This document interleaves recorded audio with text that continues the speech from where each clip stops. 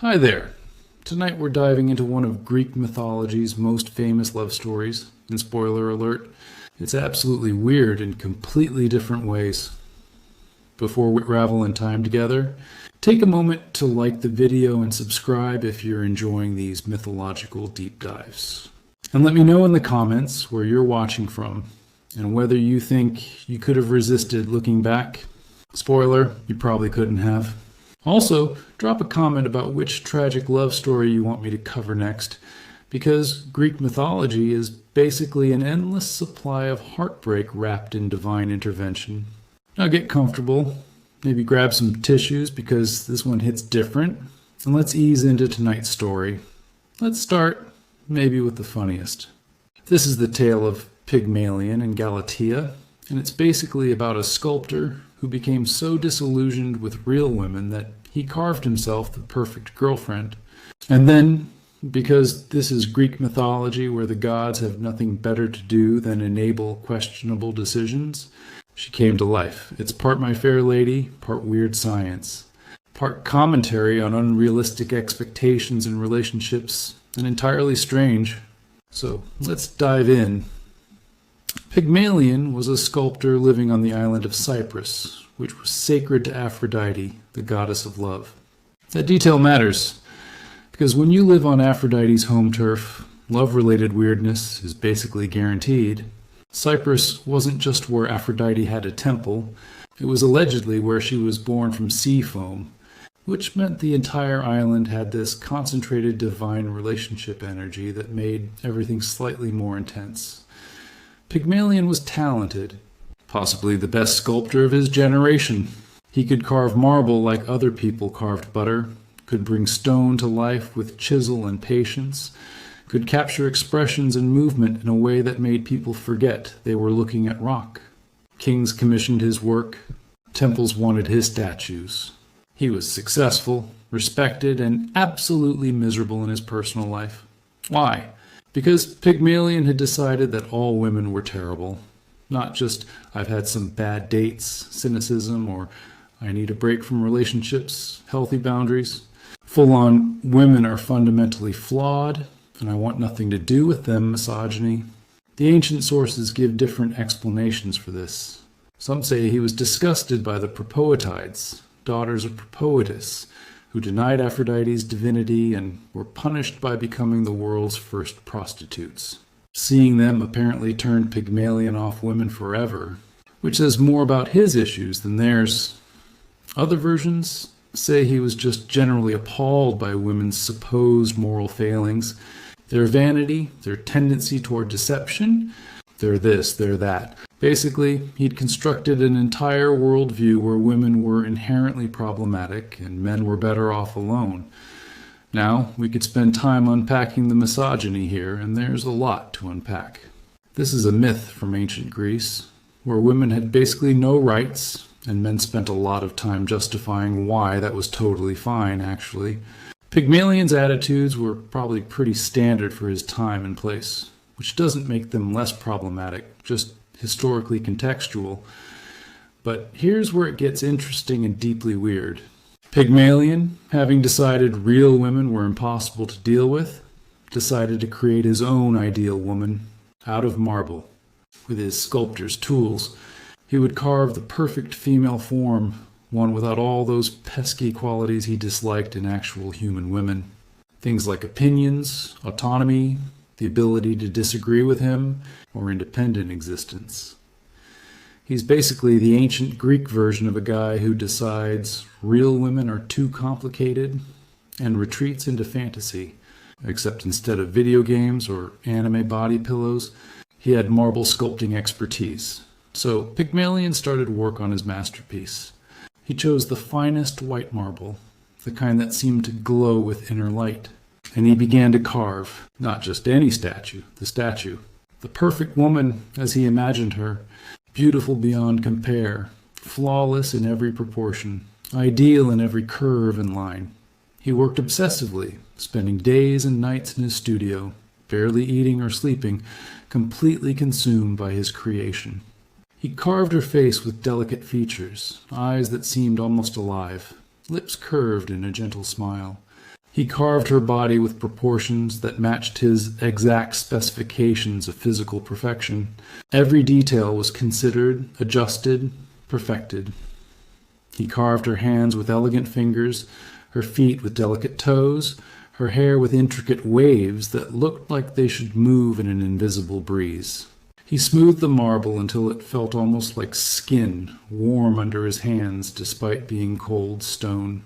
He worked on her with more care, more attention, more love than he'd ever given to any human relationship. And somewhere during this process, something shifted. Pygmalion stopped seeing the statue as a statue. He started seeing it as her, as a woman, as his ideal woman, as the woman he'd been searching for, who didn't exist in reality, so he'd had to create her. He fell in love with his own creation, and not just, I'm proud of my artwork love. Full on, desperate, obsessive, probably should talk to someone about this love. He named her, though different sources give different names. Later retellings call her Galatea, meaning she who is milk white, but ancient sources sometimes just call her the maiden or the statue, because apparently naming your marble girlfriend wasn't standardized practice. Pygmalion started treating the statue like a real person. He talked to her, telling her about his day, sharing his thoughts, asking her opinion despite her being literal stone and unable to respond. He brought her gifts, flowers, which he placed in her marble hands, jewelry, which he adorned her with despite stone having no use for accessories, beautiful clothes, which he draped over her carved form.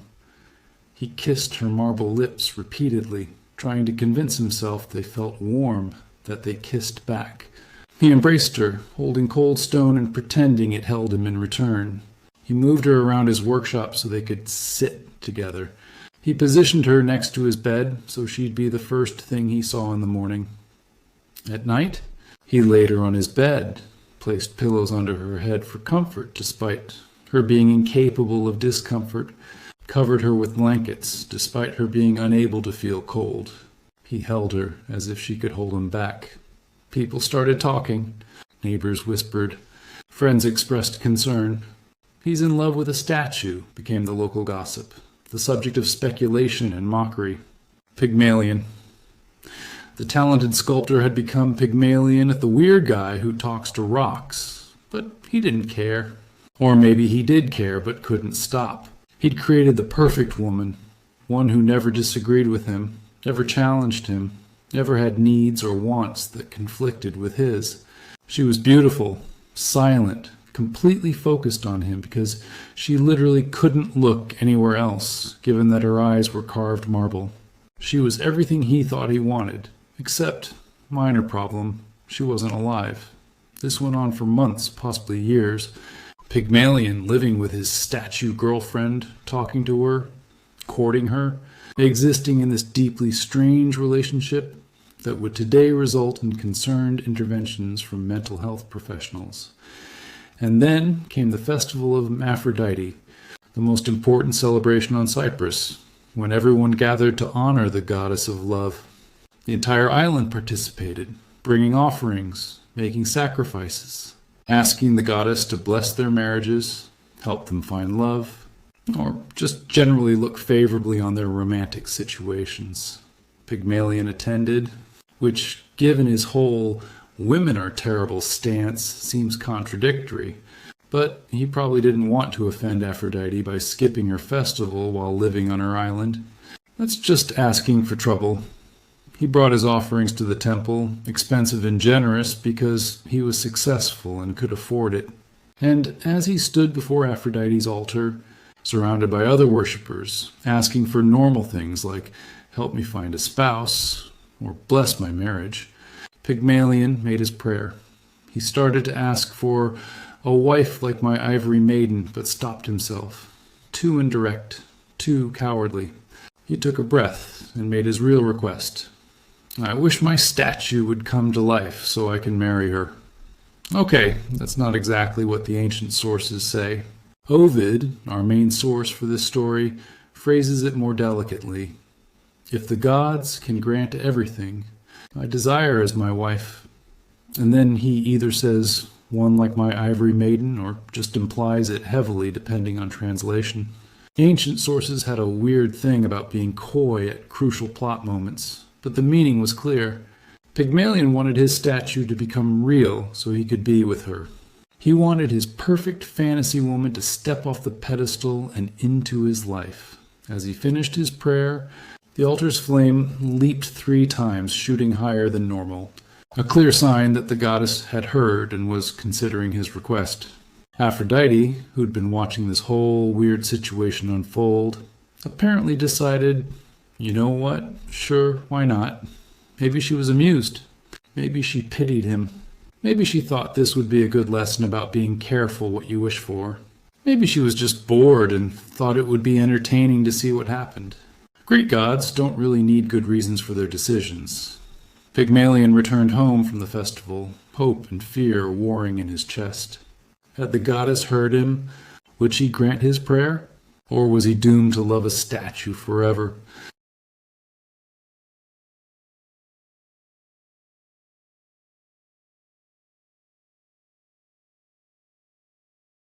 He entered his workshop where Galatea stood in her usual spot, marble and lifeless and perfect. He approached her, as he'd done thousands of times before, and kissed her cold lips. Except this time, they weren't cold. They were warm, soft, yielding under his kiss instead of hard and unyielding. He pulled back in shock. The marble was warming under his touch, softening, transforming from stone to flesh. He watched, stunned, as color bloomed in her cheeks, as her white marble skin became warm human flesh in shades of pink and gold. Her carved hair became real hair, soft and flowing. Her painted eyes opened, actually opened, and looked at him with awareness. Galatea came to life. She blinked, those stone eyes now human eyes, looking around in confusion or wonder or whatever you feel. When you suddenly gained consciousness as a fully formed adult woman who moments ago was an inanimate object. She looked down at her hands, flexed her fingers, testing this new existence. She looked at Pygmalion, the first thing her living eyes focused on, the man who'd created her and loved her and wished her into being, and according to Ovid, she blushed. She was modest, shy, perfectly demure in the way Pygmalion had presumably imagined when carving her. She didn't scream or panic or demand to know what was happening. She just accepted her new existence and apparently immediately fell in love with her creator because that's what the myth says happened. Aphrodite attended their wedding personally, blessing the union she'd made possible. Pygmalion was overjoyed, living out his exact fantasy. He'd gotten exactly what he wanted, a perfect woman who loved him, who existed because of him, who quite literally owed her entire existence to his artistic skill and Aphrodite's divine intervention. And they lived happily ever after, according to most versions of the myth. They had children, including a daughter named Paphos, who gave her name to a city on Cyprus. The story ends with Pygmalion getting his wish, his ideal life, his perfect wife, who never aged or complained or developed interests that conflicted with his. On the surface, it's a love story. A tale about the power of love and devotion, about how strong desire can manifest reality, about how the gods reward those who pray sincerely. It's been retold and reimagined countless times as a romantic story about a lonely man who found love through his art. But let's be honest here. This story is deeply, profoundly weird when you actually think about it. First, there's the consent issue, which is massive and completely unaddressed by the ancient sources because ancient Greece had some truly questionable ideas about consent, particularly regarding women. Galatea didn't choose to exist. She didn't choose her form, her appearance, her personality, or even her feelings. She was literally designed by Pygmalion to be exactly what he wanted, with no agency or input of her own.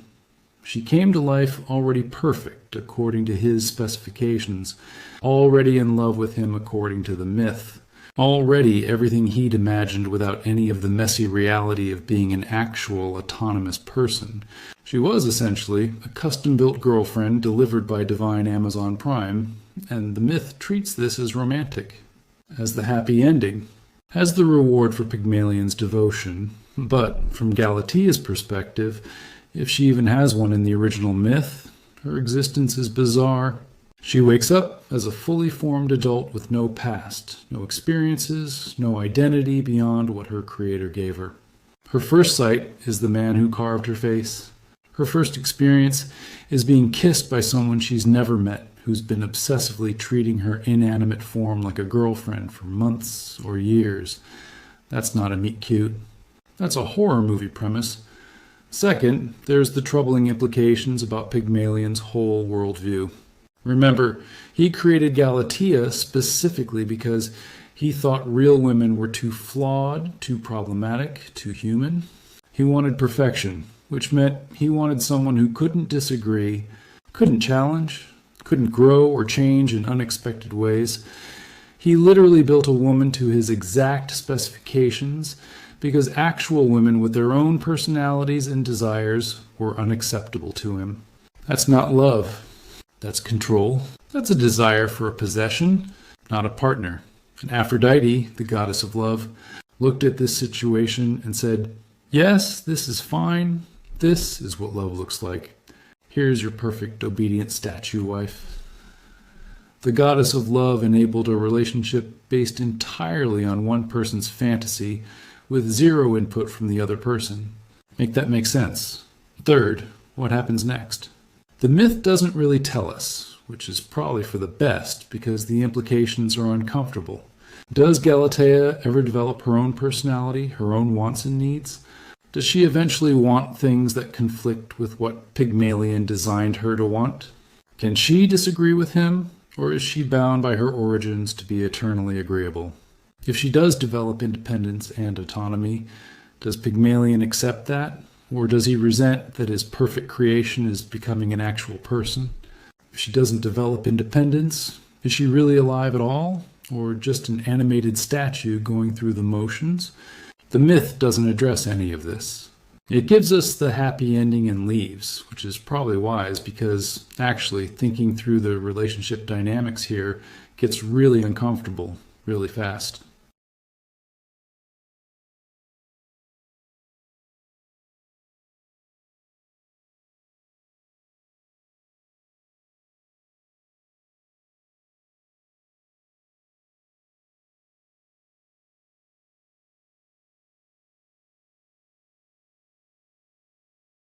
Modern retellings have wrestled with these issues.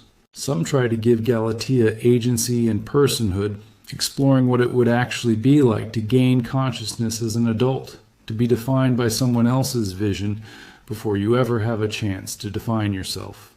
Some explore the power imbalance, the weirdness, the problematic foundation of a relationship where one person literally created the other. The musical My Fair Lady is loosely based on this myth by way of George Bernard Shaw's Pygmalion, and it at least engages with the question of whether Eliza Doolittle will choose to stay with Henry Higgins or assert her independence. Shaw himself was critical of relationships based on molding women to fit male fantasies.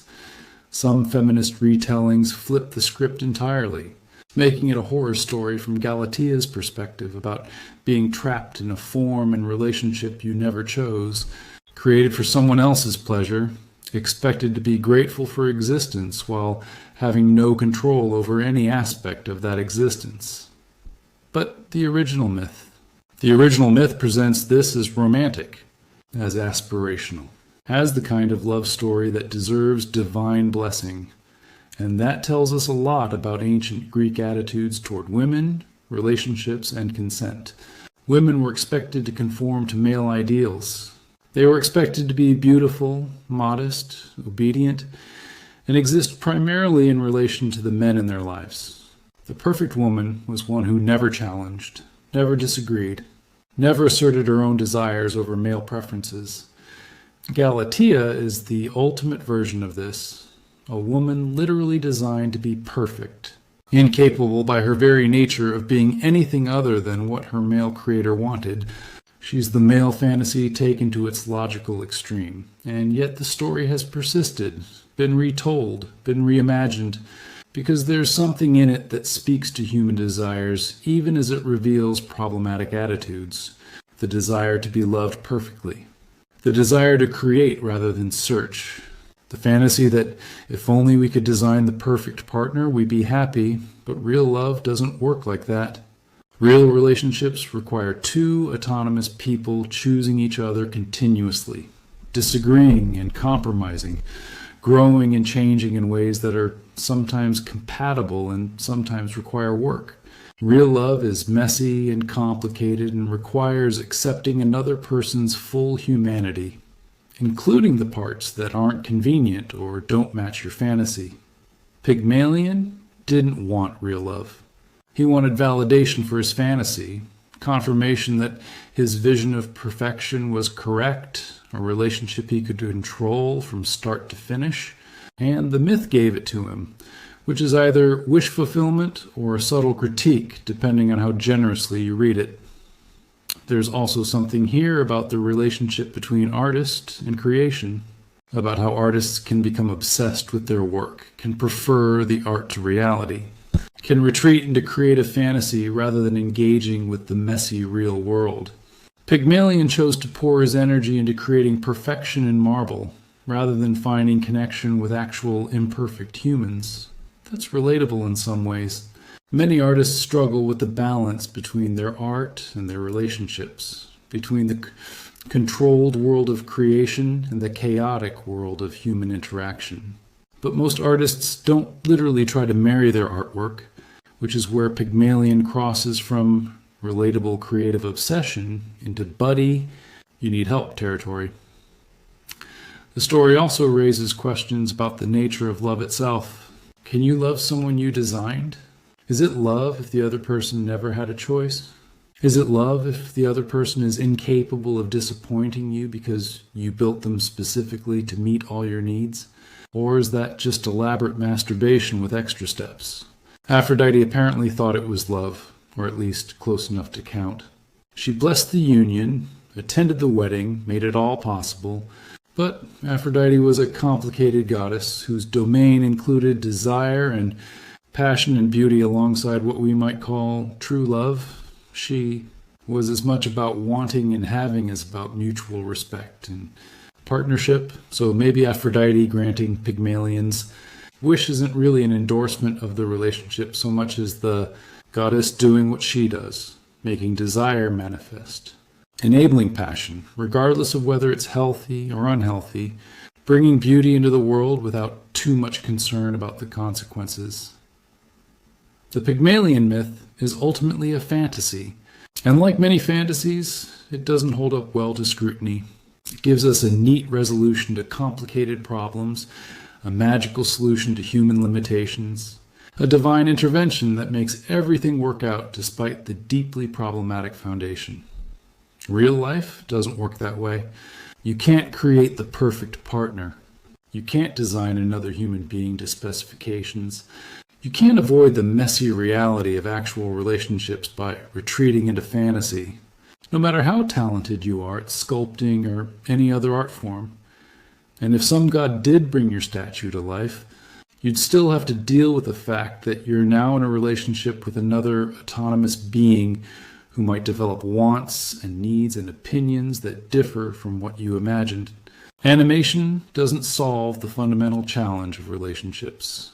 Two separate people trying to build something together, but the fantasy persists because humans are complicated.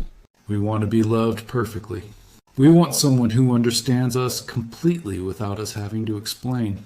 We want relationships that don't require work or compromise or accepting another person's full, complicated humanity. We want the statue that comes to life already in love with us, already perfect, already exactly what we need. The Pygmalion myth gives us that fantasy, which is why it's been retold for thousands of years. Not because it's a model for healthy relationships, but because it speaks to desires we all have, even though we know they're impossible and probably wouldn't be good for us, even if they were possible. Pygmalion got his happy ending in the myth. His perfect statue wife, his children, his validation that his fantasy was correct all along. But real happiness doesn't come from perfection. It comes from accepting imperfection, from choosing someone flawed and human and real, from building something together rather than creating it alone.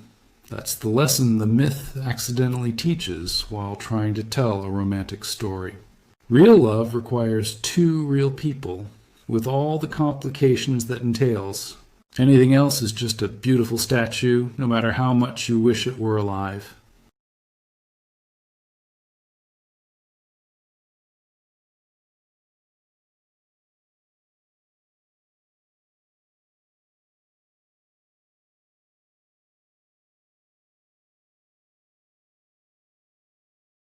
Now that we've recovered from Pygmalion and Galatea, let's talk about another Greek love story.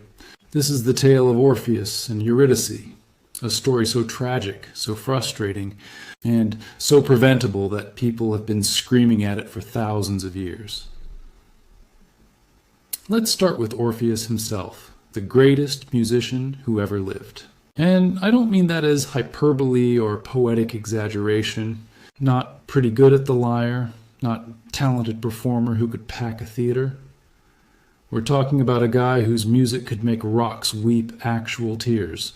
Trees uproot themselves to get closer to the sound.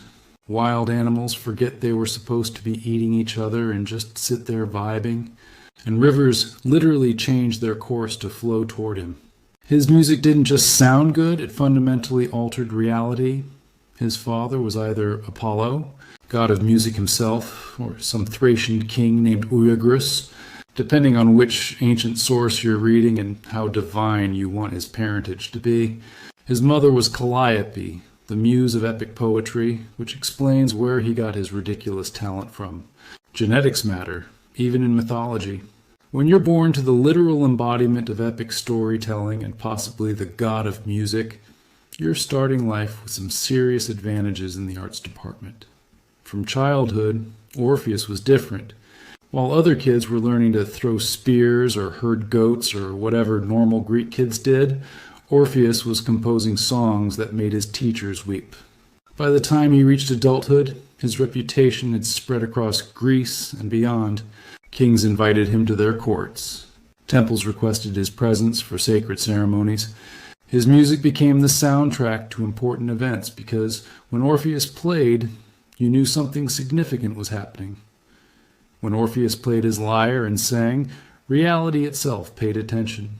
And we're not talking metaphorical attention, literal reality. Warriors mid-battle would stop swinging swords, weapons still raised in the air, and just stand there weeping as his melody washed over them. Storms would calm down, thunder going silent, lightning pausing mid-strike. The winds would stop howling. The seas would go still as glass. Even the gods themselves, those petty, dramatic, constantly bickering immortals, would shut up and listen when Orpheus performed, which for Greek gods is basically a certified miracle. He was so good, so supernaturally talented, that he joined Jason and the Argonauts on their quest for the Golden Fleece. Now think about that roster for a second. Jason assembled the greatest heroes of the age. Heracles, the strongest man alive. Castor and Pollux, divine warriors. Atalanta, the unbeatable huntress. Men who could wrestle lions. Women who could outrun divine intervention. Heroes whose names alone made monsters retreat. And Orpheus, the musician. Not because he could fight, he absolutely could not. Not because he could navigate or strategize or contribute anything traditionally heroic. He was invited because his music could calm stormy seas when Poseidon got cranky, soothe tensions among the crew when heroes' egos inevitably clashed, and most famously, literally outsing the sirens when they tried to lure the ship to its doom.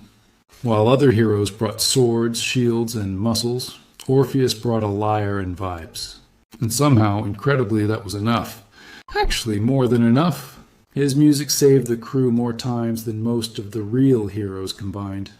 There's something profound in that. In a world of violence and strength, where gods measured worth in thunderbolts and heroes measured worth in monsters slain, Orpheus proved that art could be just as powerful. More powerful, even, because you can't punch your way out of every problem. But apparently, you can sing your way out of most of them. But despite all this ridiculous talent, all this divine favor, all this supernatural ability to literally control nature with a playlist, Orpheus was still human, still mortal, still subject to the same heartbreak, loneliness, and terrible decision-making that plagues the rest of us. He could charm the entire world with his music, but he couldn't escape being fundamentally, tragically human. And that's where our tragedy begins, as it always does in Greek mythology. With love, enter Eurydice, a beautiful nymph or dryad. Sources vary as always because ancient Greeks couldn't agree on anything, and the absolute love of Orpheus's life. She wasn't a goddess, she wasn't royalty, she was just a woman, or as close to just a woman as you get when you're a nature spirit. But to Orpheus, she was everything. They met in a forest, naturally, because that's where nymphs hang out and apparently where musicians go for inspiration. The details of their first meeting are lost to time, but we can imagine it. Orpheus playing his lyre beneath the trees, Eurydice drawn by the music like everyone else, except she stayed. She listened. She saw not just the legendary musician, but the man behind the lyre. And he saw her, truly saw her, not as an audience or a conquest, but as someone he wanted to wake up next to for the rest of his life. They fell deeply, completely, head over heels in love. The kind of love that makes poets jealous and everyone else slightly uncomfortable because it's so pure and intense it feels like a reproach to everyone who's settled for less. The kind of love that makes you believe in fate and destiny and all those concepts you previously mocked. They completed each other in ways that sound cliché, but were simply true. Orpheus, who could move the entire world with his music, found someone who moved him. Eurydice, who lived in harmony with nature, found someone whose music was nature speaking. They were, by all accounts, perfect for each other. Soulmates, if you believe in such things. And in mythology, apparently, you should. They got married in a ceremony that should have been the highlight of both their lives. Picture it, a wedding in a sacred grove, sunlight filtering through leaves, flowers blooming out of season just for the occasion, animals gathering peacefully to witness, and Orpheus playing the most beautiful wedding song ever composed. The guests wept, the trees swayed in rhythm. The gods themselves smiled down, which should have been the first warning sign because when Greek gods pay attention to your happiness, it never ends well. But for one perfect day, everything was beautiful. Eurydice wore flowers in her hair. Orpheus couldn't stop smiling. They exchanged vows surrounded by everyone they loved. The celebration lasted until sunset, filled with music and laughter and hope for the future. They had plans, dreams, an entire life stretching before them like an open road. But this is Greek mythology, where happiness has a shelf life of approximately 5 minutes, and divine intervention is always lurking around the corner with a baseball bat. On their wedding day, or shortly after, the sources disagree on the exact timing, but agree on what happened next. Eurydice was walking through a meadow, just walking, enjoying the sunshine, probably thinking about her new husband, maybe humming one of his songs, feeling grateful for her life and her love. She was doing absolutely nothing wrong. Nothing that deserved punishment, nothing that warranted divine or mortal attention. She wasn't challenging the gods to a contest. She wasn't bragging about her beauty or her happiness. She wasn't being arrogant or prideful or any of the things that usually attract divine wrath in Greek mythology. She was literally just existing while female in Greek mythology, which, as we've established throughout these stories, is incredibly dangerous, all by itself. As she walked through the tall grass, she caught the attention of Aristaeus, a minor god of beekeeping and shepherding, or sometimes just a shepherd, depending on which version you're reading. The specifics of his divine status don't really matter. What matters is that he saw Eurydice, wanted her, and decided her recent marriage and complete lack of interest were mere obstacles to overcome rather than clear boundaries to respect. Consent? Not a concept he was familiar with. Personal autonomy? Never heard of it. Taking no for an answer? Absolutely not. When Eurydice rejected him, because she was married and also not interested in being assaulted by some random god with an entitlement complex, he chased her, actively pursued her through the meadow while she ran in terror. This wasn't courtship, this wasn't flirtation, this was predation. And Eurydice, new bride, happy woman, person who'd done nothing wrong, found herself running for her life on what should have been one of the happiest days of her existence. She ran through the tall grass, not watching where she was going, because she was too busy looking back at her pursuer, too terrified to pay attention to her footing. And in the grass, hidden by the very nature she was born from, lay a venomous snake.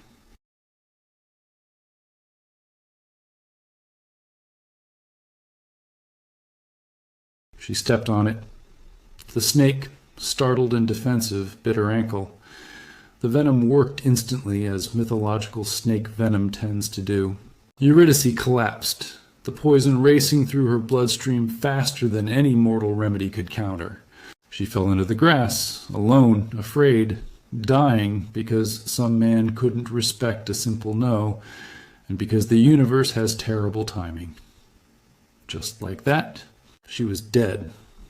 Her marriage lasted days, maybe hours, depending on the version. Her entire future, all those plans and dreams and decades she should have had with Orpheus, stolen in a single moment. Not because of her choices, not because of fate or destiny or divine punishment for something she'd done. She died because a man felt entitled to her body, and because she stepped in the wrong place while fleeing his assault. If you're looking for fairness or justice in Greek mythology, you're in the wrong genre. The gods don't care about fair. They barely care about logical. Orpheus discovered her body in the meadow where she'd fallen. The sources don't describe his reaction in detail, probably because no words could adequately capture it. The greatest musician in the world, the man who could express anything through song, suddenly had no music for this, no melody for the end of everything, no song that could encompass the totality of his devastation. He completely shattered. His grief wasn't just sadness or even deep sorrow.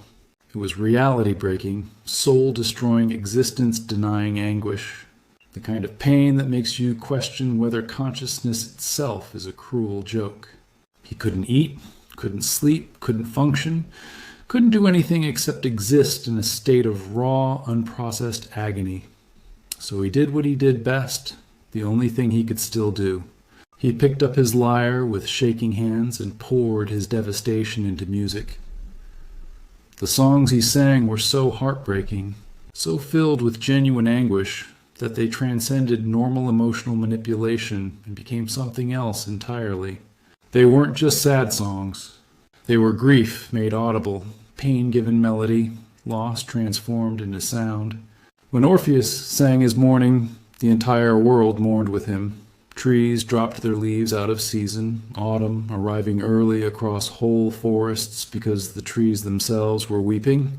Rivers overflowed their banks with sympathetic tears, flooding valleys that had been dry for years. The sky darkened with clouds that hadn't been there moments before. Animals howled in shared pain, predators and prey alike forgetting their roles to simply keen in collective sorrow. The wind itself seemed to carry his grief across mountains and seas. Even the gods, those emotionally unavailable, self-absorbed immortals who usually couldn't care less about mortal suffering, paused their petty dramas and felt something resembling sympathy. On Olympus, divine parties went quiet. Zeus stopped seducing mortals for 5 whole minutes. Aphrodite actually cried, which probably hadn't happened since her birth. Athena, the goddess of wisdom who prided herself on rational thinking, found tears running down her marble-perfect face.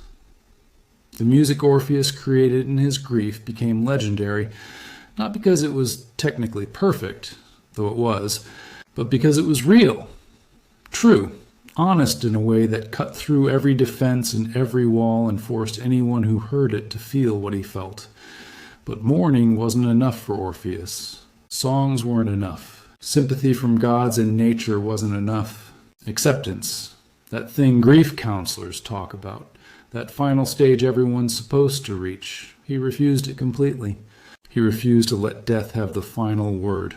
He refused to accept that Eurydice was just gone, that life would continue without her, that he was supposed to somehow move forward into a future that didn't include her.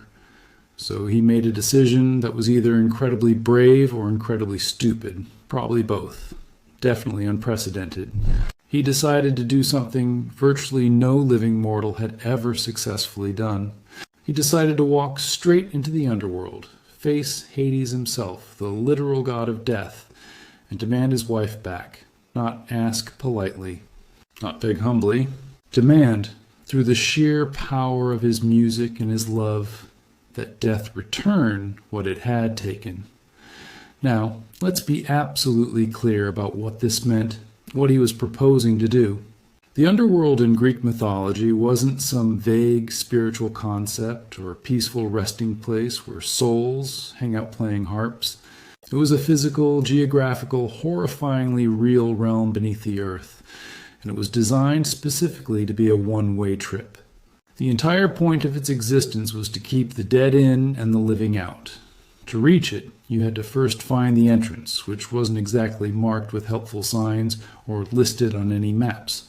These entrances were hidden in deep caves, volcanic craters, or chasms that normal people avoided for very good reasons. You had to know where to look and be desperate or crazy enough to actually enter. Then you had to get past Cerberus, Hades' three-headed guard dog, who had the personality of a bouncer at the world's worst nightclub and jaws that could crush bones like breadsticks. Cerberus wasn't just big and mean, he was supernaturally designed to prevent exactly what Orpheus was attempting. His entire job description was keep living people out, keep dead people in, eat anyone who tries to violate these rules. Beyond Cerberus lay the river Styx, along with the other rivers of the underworld, Acheron, Lethe, Phlegethon, and Cocytus, rivers of woe, hatred, forgetfulness, fire, and lamentation. These weren't metaphorical rivers.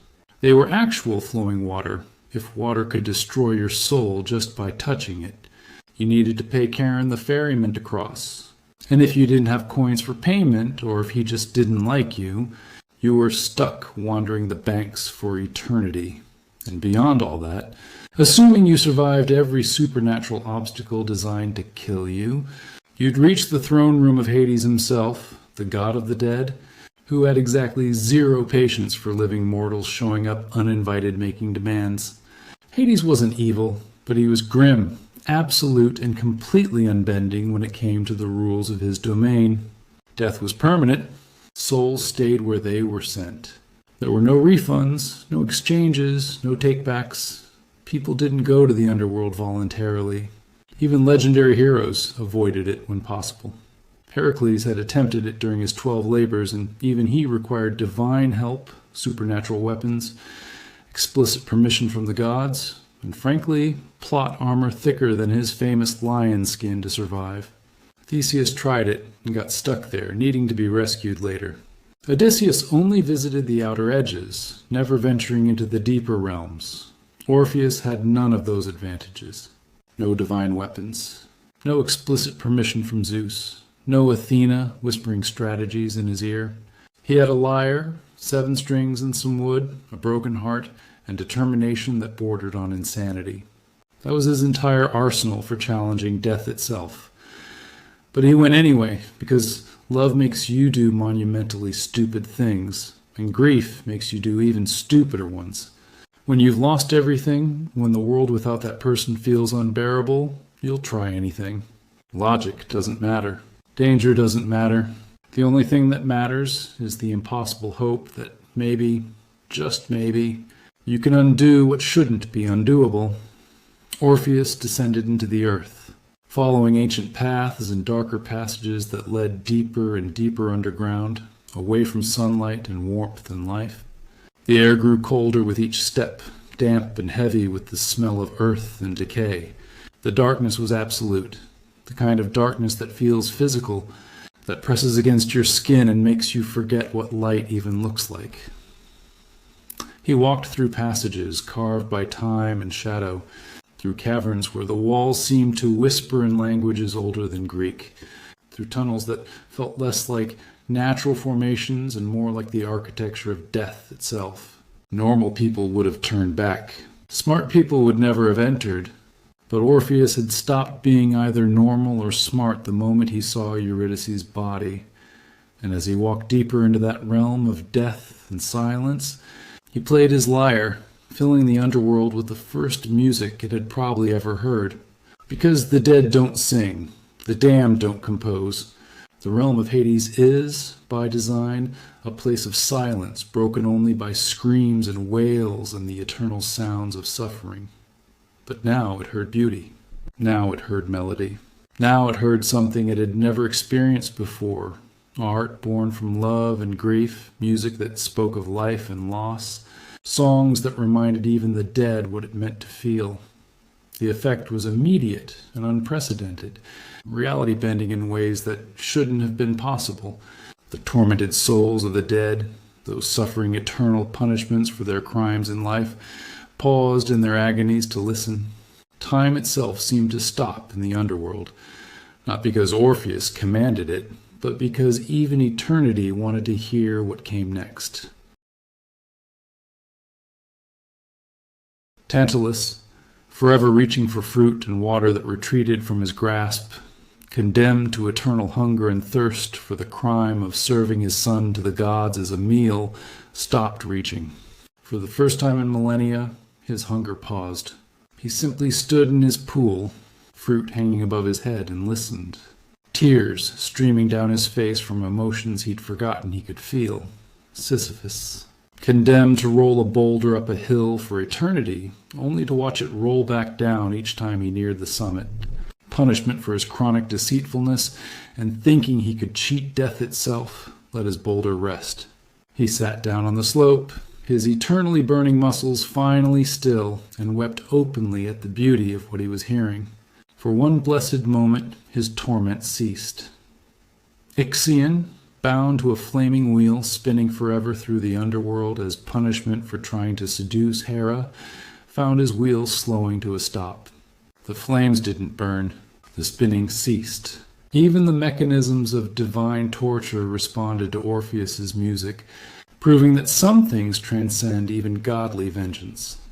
The Danaids, 50 sisters condemned to fill a leaky vessel with water for eternity as punishment for murdering their husbands, set down their jars. Water they'd been carrying for centuries, spilled uselessly on the ground, but for once they didn't care. They gathered together, these sisters bound by crime and punishment, and simply listened, the Furies themselves, the ancient goddesses of vengeance, Alecto, Megara, and Tisiphone, beings who knew only rage and punishment and the satisfaction of tormenting the guilty, wept openly for the first time in their eternal existence. These creatures, born from violence, raised on retribution, who existed solely to make the wicked suffer, discovered they had hearts capable of breaking. Even Cerberus, that three-headed nightmare bred and trained specifically to tear apart any living soul who dared enter the underworld, sat down like a puppy. All three of his heads were entranced, 6 eyes fixed on Orpheus, 3 mouths hanging open. His tail, which probably hadn't wagged since he was created, began to move slightly side to side. The most feared guard in all of mythology was completely, utterly pacified by music. Orpheus literally calmed the uncalmable, soothed creatures designed to be unsoothed, brought beauty to a place built only for suffering. He didn't force them. He didn't command them. He simply played, and in playing, reminded everything in the underworld that beauty exists, that love matters, that not everything is pain and punishment and darkness. He continued deeper, past the rivers, past the fields of asphodels where ordinary souls wandered in gray eternity, past the Elysian fields where heroes rested and earned peace, moving through the geography of death like he belonged there, which in a way he did. Part of him had died with Eurydice. He was already half a shade, already halfway between life and death, existing in that liminal space where grief lives, Finally, he reached the throne room of Hades and Persephone, the king and queen of death itself. The chamber was vast, carved from black stone that seemed to absorb light rather than reflect it. Hades sat on a throne of obsidian, his face stern and unmoving. A god who'd seen countless millions of souls pass through his realm and had long since stopped being moved by mortal pleas. Beside him sat Persephone, the queen who spent half her year in darkness. Her expression softer than her husband's, but no less otherworldly. Standing before them, this mortal man with nothing but a lyre, Orpheus began to play the most important performance of his life. The performance that would either save everything or confirm his loss as permanent. He sang of his love for Eurydice, of how they met beneath the trees, of her laugh, which sounded like wind through leaves, of the way she looked at him, not seeing the legendary musician, but just seeing him, Orpheus, the man behind the myth. He sang of their brief marriage, of plans they'd made, of futures they'd dreamed. He sang of the cruelty of her death, cut down in her prime by circumstances completely beyond her control, dying not from any fault of her own, but from fleeing assault, from the predation of a male god who couldn't accept rejection. He sang of the injustice, the randomness, the sheer cosmic unfairness of losing someone so completely, so suddenly, so permanently. He sang of the emptiness she left behind, of waking up and reaching for her before remembering she was gone, of seeing something beautiful and turning to share it with her before the grief crashes back. He sang of a world that continued spinning despite feeling like it should have stopped, of sunrises that felt like insults, of music that now only expressed pain. And he sang of his refusal to accept this, his inability to live in a world without her, his absolute conviction that love this strong, this real, this true shouldn't be subject to death's arbitrary rules. He sang with every ounce of skill he possessed, every bit of divine talent inherited from his mother, the muse, every drop of emotion in his shattered heart. The throne room, usually silent except for the pronouncements of judgment, filled with music that had never been heard there before. Death itself paused to listen. And here's where it gets truly remarkable, where the myth transcends normal storytelling and becomes something profound. Hades, the grim lord of the dead, the god who had seen countless millions of souls pass through his realm, who had hardened himself against pleas and tears and desperate bargaining for millennia, who prided himself on being unmoved and absolute, actually listened. Not just heard, but truly listened with something that might have been empathy. His iron expression softened just slightly. His eternal grimness cracked just a fraction. For the first time in recorded mythology, Hades, the god of death, felt moved by a mortal's pain, but more importantly, Persephone, the queen of the underworld who spent half her year in darkness, and knew intimately what it meant to be separated from loved ones, who understood the pain of enforced absence and cyclical loss, was moved to tears. She wept openly at Orpheus's song, at the raw pain in his voice, at the love that refused to die even in death's kingdom. She leaned toward her husband, her hand on his stone throne, and whispered something the myths don't record. But whatever she said, it mattered. When Orpheus finished his song, letting the final note fade into the profound silence of the underworld, the throne room remained quiet for a long moment.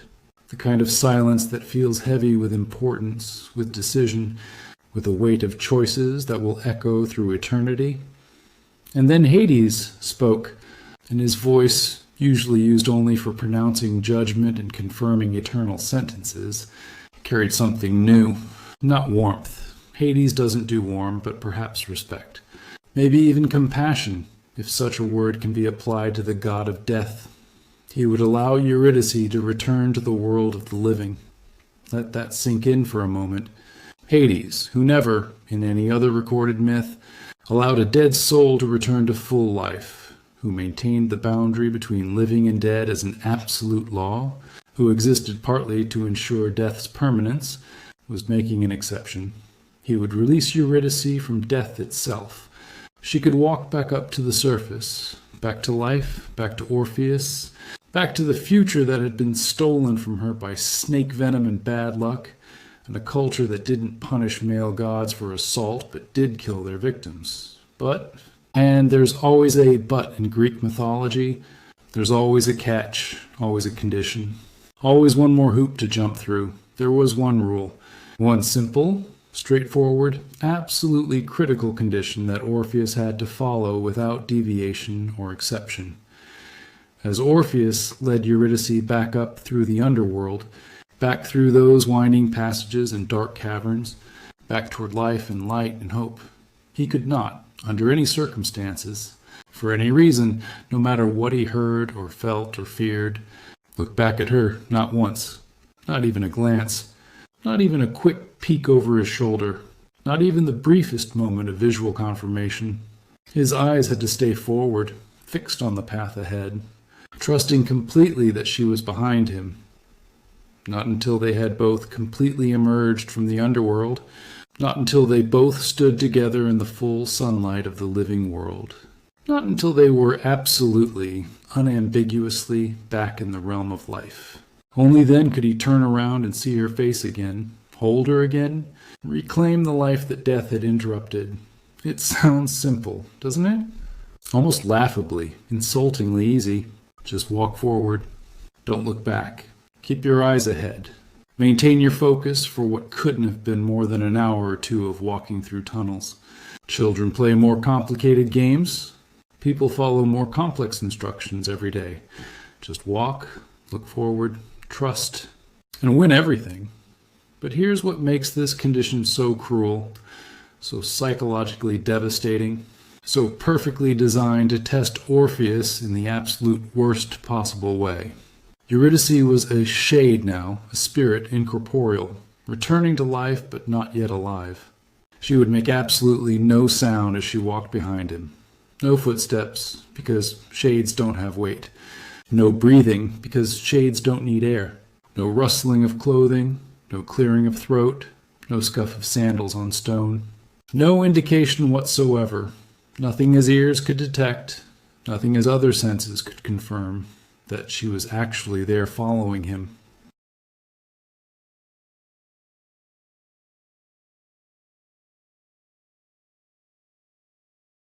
Orpheus had to walk through the dark underworld, through those twisting passages and uncertain paths, unable to hear any confirmation that Eurydice was behind him, unable to verify through any sense other than faith that Hades had actually kept his word, unable to reassure himself that this wasn't some cruel trick or elaborate test.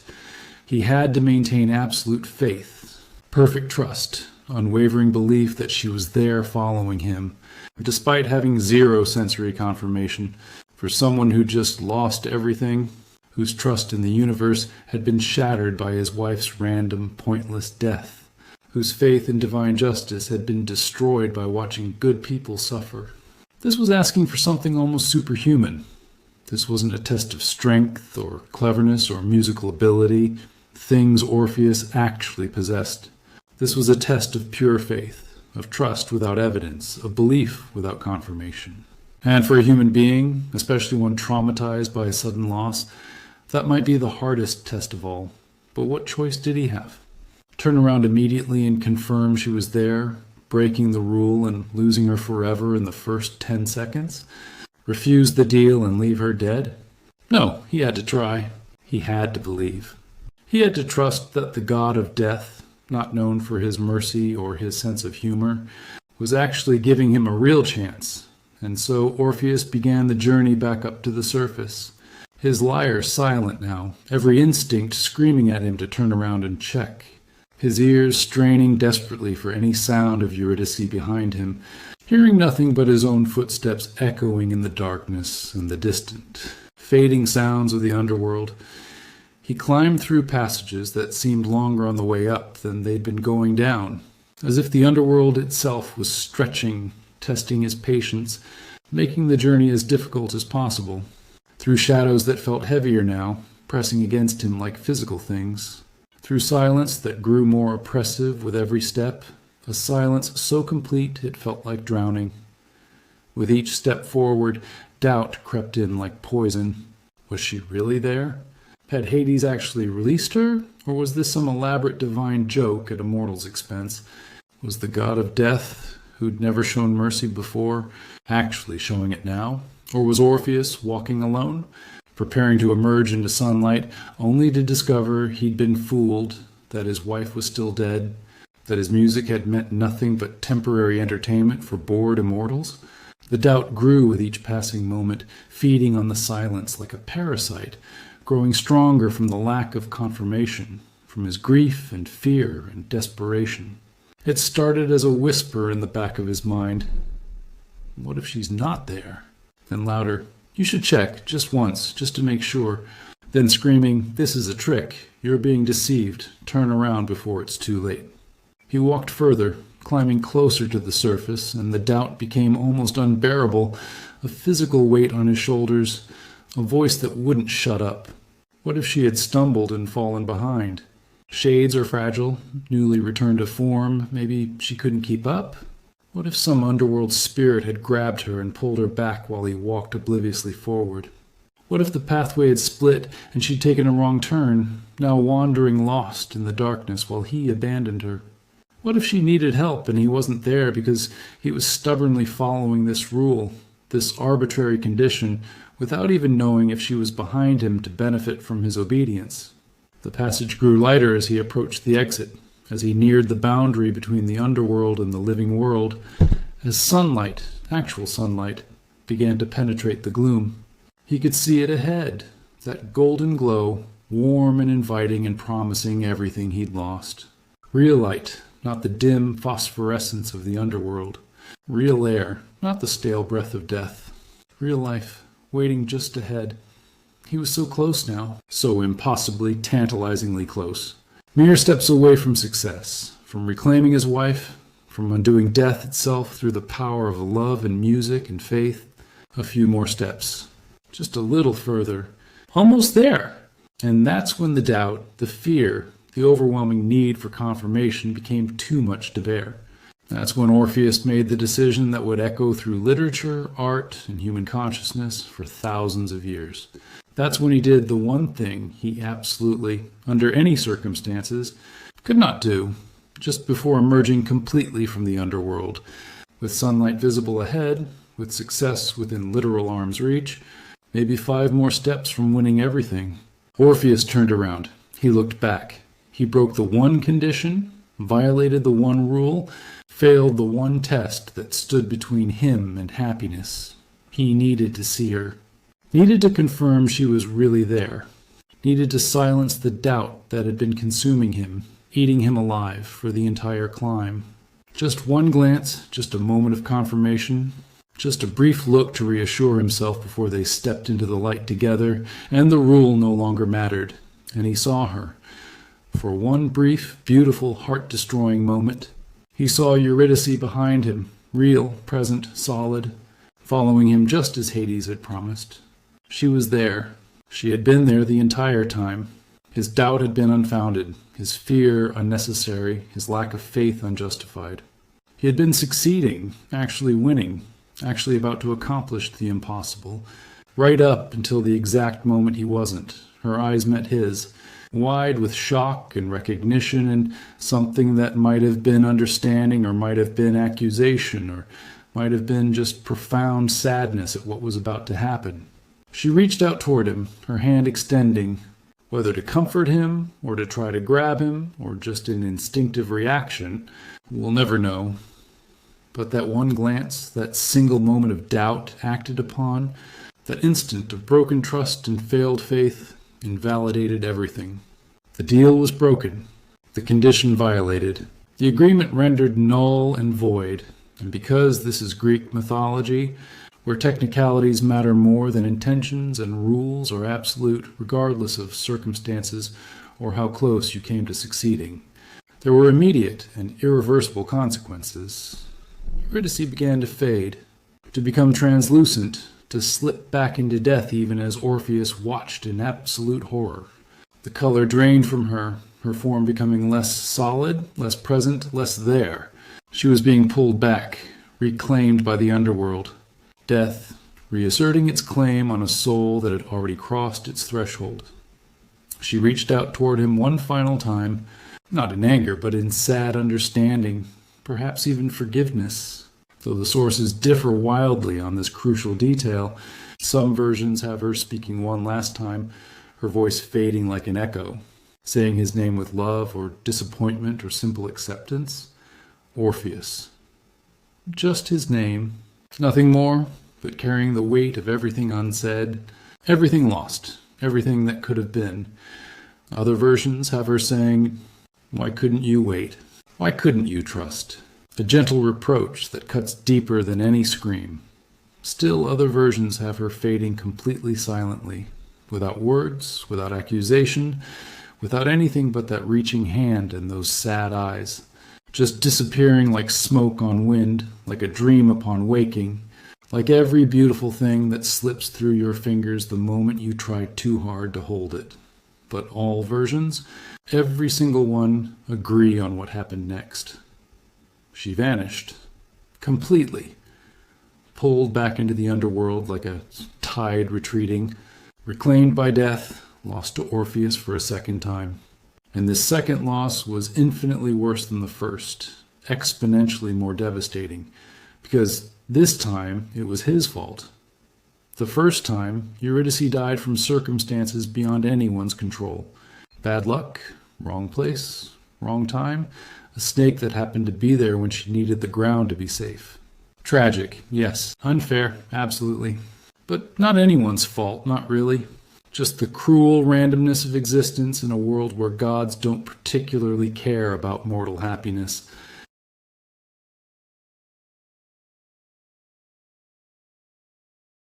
But this time, Orpheus had been given an impossible gift, a miraculous second chance, an opportunity that no other mortal in history had ever been offered. Death itself had been convinced to release one of its own. The god of the underworld had bent his absolute rules. The boundary between life and death had been negotiated, compromised, made flexible for one brief moment, and Orpheus had failed. Not because he wasn't strong enough, not because he wasn't talented enough, not because he didn't love her enough, but because he was human, fallible, subject to doubt and fear and the very reasonable, very human need for confirmation and reassurance. He stood at the threshold between the underworld and the surface world, 1 foot in death and 1 foot in life, having lost Eurydice, twice now, the second time forever, permanently, irretrievably, with no possibility of appeal or second chances. His hand was still outstretched where he'd reached for her fading form.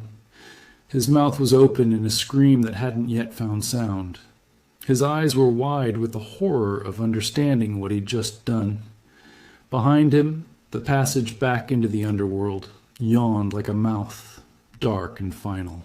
The light of the surface world ahead mocked him with its proximity. 5 more steps, 5 more seconds of faith. That's all it would have taken, but those 5 steps might as well have been 5,000 miles.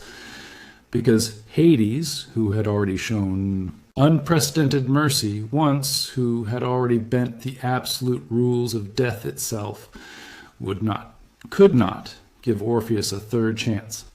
The deal had been made. The condition had been stated clearly. Orpheus had accepted the terms, and he had broken them. The miracle had been granted and wasted. The impossible had briefly become possible, and then Orpheus's very human doubt had made it impossible again. Eurydice was dead. Again. Permanently this time, with absolute finality, beyond any appeal or negotiation or amount of beautiful music. She was gone, and Orpheus had no one to blame but himself and his inability to trust, to have faith, to believe without seeing. He tried to return to the underworld immediately, his grief and guilt propelling him back toward that dark passage. He tried to go back down, tried to descend again into death's kingdom, tried to face Hades one more time and beg for another opportunity, promised that this time he'd do better, this time he'd succeed, this time he'd keep his eyes forward no matter what. But this time, everything had changed. This time, Cerberus wasn't charmed by his music. The three-headed dog stood blocking the entrance, snarling, all traces of his earlier puppy-like trance completely gone. Orpheus played his most moving songs, his most heart-wrenching melodies, the same music that had worked before. Cerberus didn't budge. Orders from Hades, probably. This mortal had his chance, no second visits. The path was blocked, the door was closed. The underworld, having shown mercy once and having that mercy thrown back in its face, had sealed itself permanently against this particular mortal. He was forced back to the surface, pushed by invisible hands, or perhaps just by the reality that some doors, once closed, can never be opened again.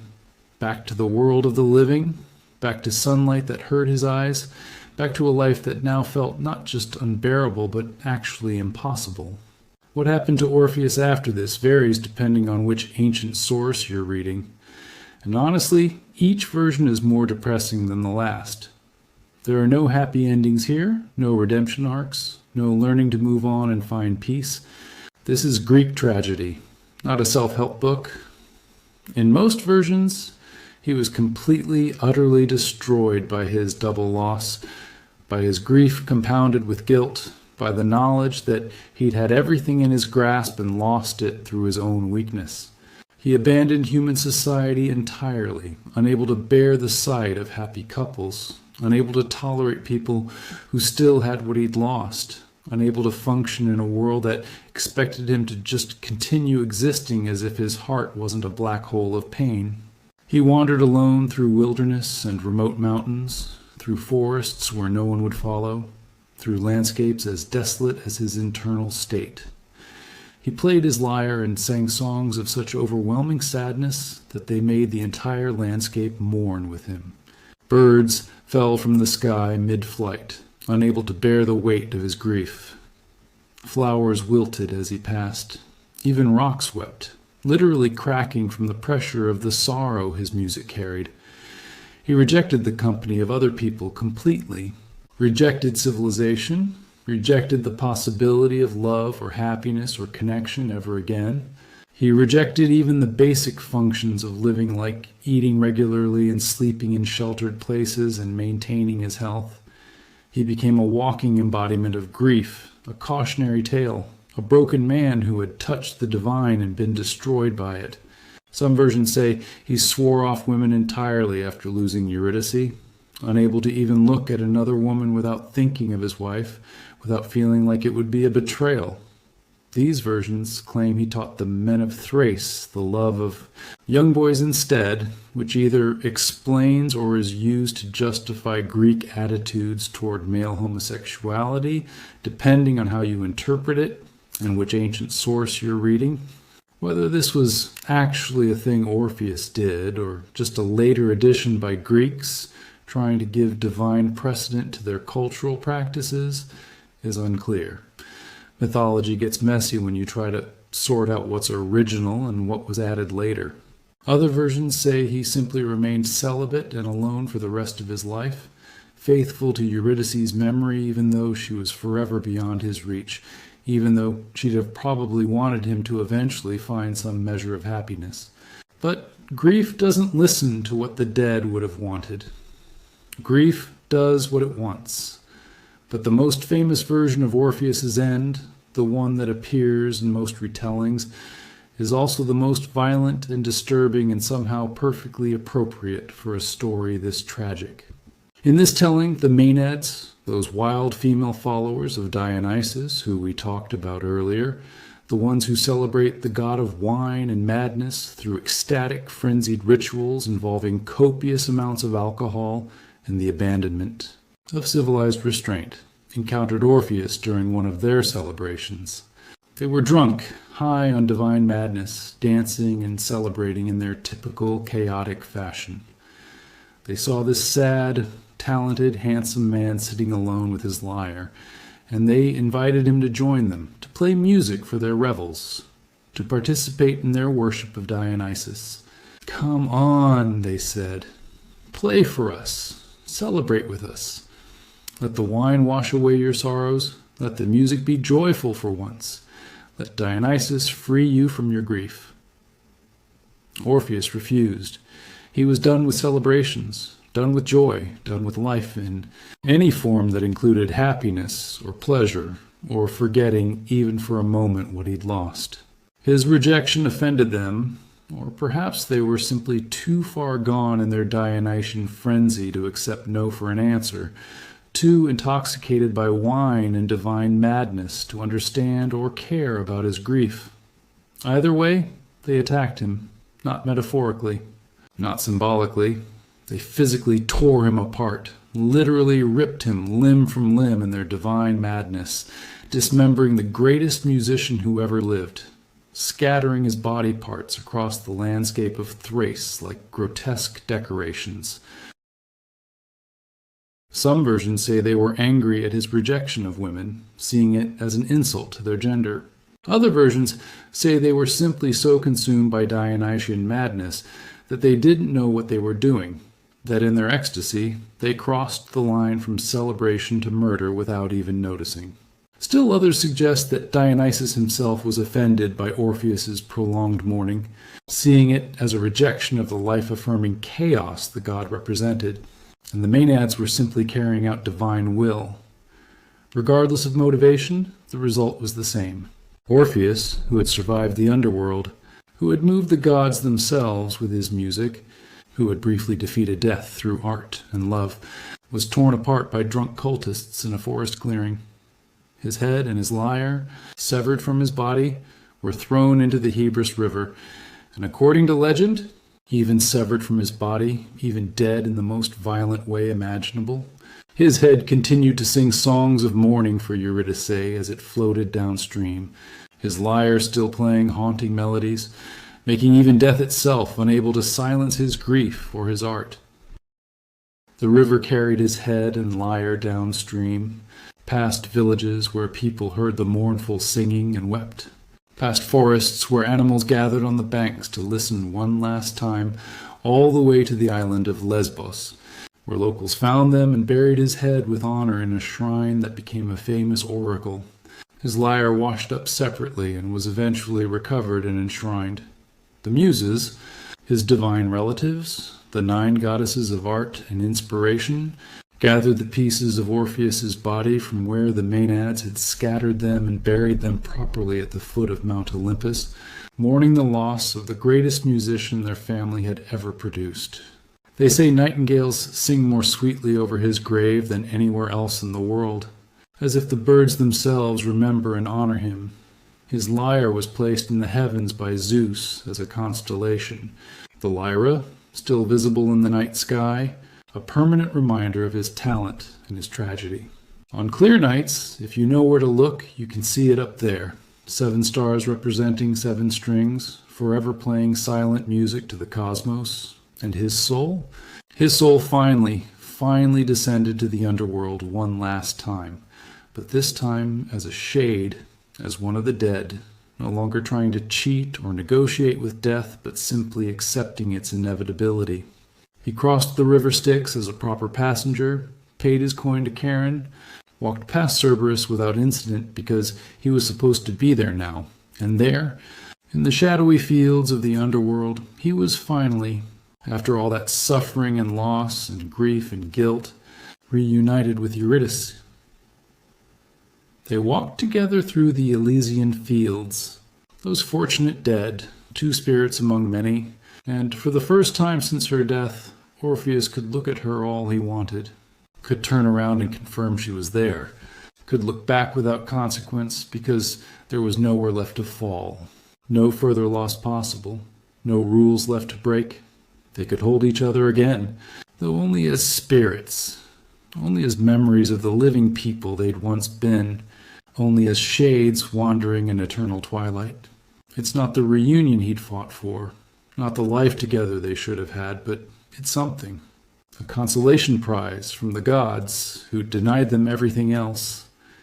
In the underworld, as shades, Orpheus and Eurydice finally got their eternity together, just not the one they'd wanted. So what are we supposed to make of this absolutely devastating story? What's the point, if there even is one? What's the moral here beyond Greek mythology is depressing and the gods are cruel? On the surface, it seems straightforward. It's a cautionary tale about following instructions, about trust, about the dangers of doubt. If only Orpheus had maintained faith for 5 more seconds. If only he'd trusted Hades completely. If only he'd been strong enough, patient enough, faithful enough to resist the very human urge to confirm what he couldn't sense. But that reading feels deeply, profoundly unfair when you actually think about it. Because Orpheus wasn't given a simple test like lift this rock or solve this riddle or defeat this monster. Things with clear parameters and defined success conditions. He was given an impossible test, one specifically designed to exploit the very human qualities that make us human.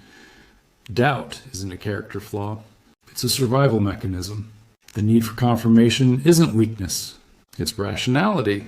Being unable to trust completely in the absence of evidence isn't moral failure. It's common sense. It's how functional human brains work. The myth of Orpheus and Eurydice is fundamentally about the limitations of mortal existence, about the things that love cannot conquer no matter how powerful or pure or true, about the permanent, unchangeable nature of death, and about how close we can come to transcending those limitations before our humanity inevitably reasserts itself and pulls us back down to reality. Orpheus achieved something impossible.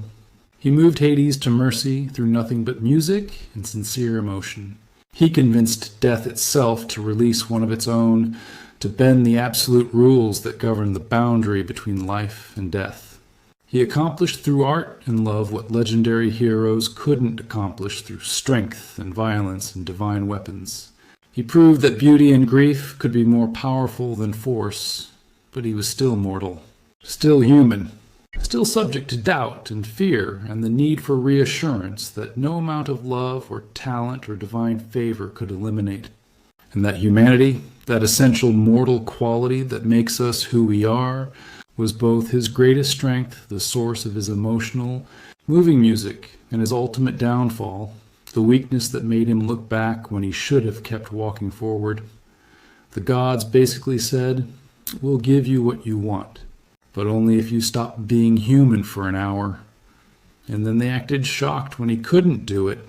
It's like setting up a test where the only way to pass is to not be yourself anymore, to transcend your fundamental nature, to become something other than what you are, and then calling it a fair test when you inevitably fail. The story also tells us something about the nature of grief itself. Orpheus's journey to the underworld wasn't really about Eurydice, not entirely. It was about his inability to accept loss, his refusal to live with grief, his desperate need to undo what couldn't be undone. And that refusal, while understandable, while even admirable in its determination, ultimately caused him even more pain. His attempt to avoid grief by recovering Eurydice only gave him a second, worse, more guilt-laden grief to carry for the rest of his short, miserable life. Sometimes, maybe, the only way through grief is through it, not around it. Sometimes, trying to undo loss just creates more loss. There's also something here about trust and trauma. Orpheus couldn't trust Hades' word that Eurydice was following. Why? Perhaps because he'd been traumatized by her death, by the random cruelty of the universe, by the sudden loss that shattered his sense of safety and order. Once you've experienced profound, unexpected loss, trust becomes much harder. The universe has proven itself untrustworthy, capable of taking everything away in an instant for no reason. How can you trust a promise from the god of death when you've learned firsthand that good things can be destroyed randomly and permanently? Orpheus's doubt wasn't really about Hades. It was about existence itself. It was the doubt that comes after trauma, the inability to trust that good things will happen, that promises will be kept, that hope is safe to embrace. He'd been hurt too badly to maintain the kind of absolute faith the test required, which means, tragically, he was perhaps always going to fail this test from the moment it was proposed. The very event that motivated his journey, Eurydice's death, made him psychologically incapable of completing the journey successfully. His trauma prevented his healing. The wound made the cure impossible. That's maybe the darkest interpretation, that Hades knew Orpheus would fail, that the test was designed to be impossible for someone in his psychological state, that the mercy was actually just elaborate cruelty disguised as opportunity. Give the grieving man hope and then watch him destroy it himself. Very on brand for Greek gods, honestly, but there's also a more generous reading. Maybe Hades was testing whether Orpheus's love was truly selfless, whether he could love Eurydice enough to lead her to safety without needing anything in return, not even confirmation that she was there. Can you love someone enough to act purely on faith? Can you put their well-being ahead of your need for reassurance? By that standard, Orpheus's failure represents not a lack of love, but a too human inability to love perfectly, to love with absolute faith, to love without any need for reciprocal confirmation, which is, again, asking humans to be something other than human. The story has resonated for thousands of years across countless cultures and retellings because it touches something universal in human experience. We've all lost someone, or feared losing someone, or imagined how we'd react to that loss. We've all felt grief that seemed unbearable, that made us wish for impossible solutions, that made us understand why someone would literally walk into hell for another chance. We've all wondered if we could have done what Orpheus couldn't, if we have the strength or faith or patience that he lacked. And if we're brutally honest with ourselves, if we really imagine being in that dark tunnel, hearing nothing, having no confirmation, feeling doubt creeping in, we all know we'd probably look back too. We'd probably fail the same test. We'd probably make the same mistake. Because we're human, and being human means having limitations, means being subject to doubt and fear, means needing confirmation and reassurance even when we know we shouldn't. The myth has been retold and reinterpreted constantly throughout history, each age finding new meanings in it, new ways to understand the same basic tragedy. The first operas ever written, literally the birth of opera as an art form, were based on this story. Monteverdi's L'Orfeo from 1607 is still performed today, still making audiences weep at the moment when Orpheus turns around. Romantic poets in the 1800s absolutely identified with Orpheus, seeing themselves as misunderstood artists whose sensitivity and depth of feeling destroyed them.